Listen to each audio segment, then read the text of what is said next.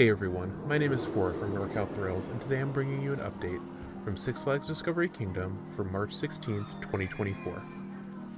In this update, we have coverage from Scream Break, the scary event that the park debuted in 2023 that returns for this year. In addition, we have a brand new Dolphin Exhibit and plenty of other smaller changes from around the park. Let's get started. Let's lead with Scream Break, the event that I had nothing but praise for last year. This year, due to some park layout changes we'll discuss more later, it takes place in the central section of the park near the bumper cars.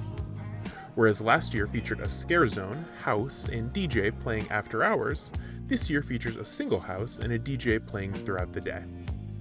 The house this year is a variant of the Club Fear house that premiered at Fright Fest last year. But unlike last year, pass holders don't get a free ticket to go in, so I didn't experience it. Actually, I was disappointed with the event as a whole compared to last year. With it being after sundown last year, and with the free house and scare zone with a season pass, I felt like last year's event offered so much more than this year's. And I don't think I was the only one that felt that way.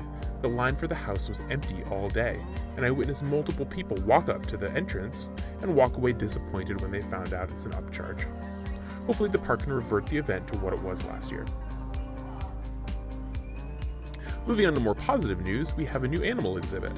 When I walked around the park, I was surprised to find that several of the dolphin displays had signs and stickers blocking them, including the only stadium recently used for dolphin shows, the former Our Ocean Friends Stadium.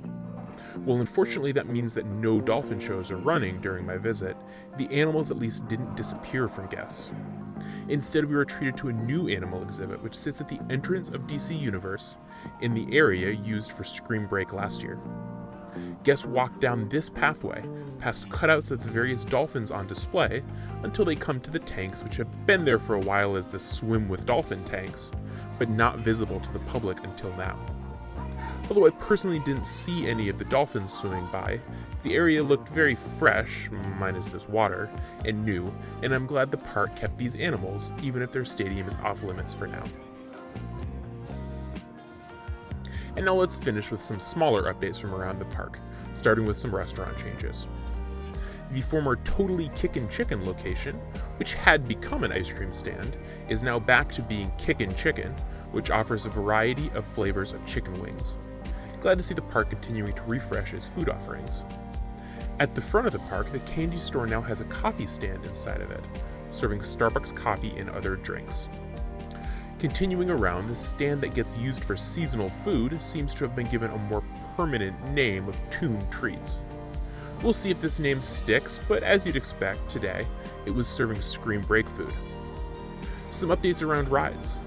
Flash is down again and the train is off the track next to the coaster. Boomerang and Kong are similarly down with the train off Boomerang's track and Kong's train on the transfer. I'm especially hoping we can get some new trains on Kong to transform it into a good ride from the rough one it is now. Similarly, Scatabout remains closed with a sign saying that it's being redeveloped, as opposed to the other ride's coming soon signs. We'll keep an eye out for whether that's a permanent change or just a temporary closure. And finally, the Weird Shack near the aquarium has finally been removed, giving us a better view of the Kids Roadrunner coaster. And that'll wrap up our update for the day. In this update, we covered Scream Break at Discovery Kingdom, a new dolphin exhibit, and some other changes, including some new food options. Although I was disappointed in Scream Break this year, it's only because I was such a big fan of it last year, and I'm hoping that next year the park restores it to its former glory. My next visit from the park will be during the summer.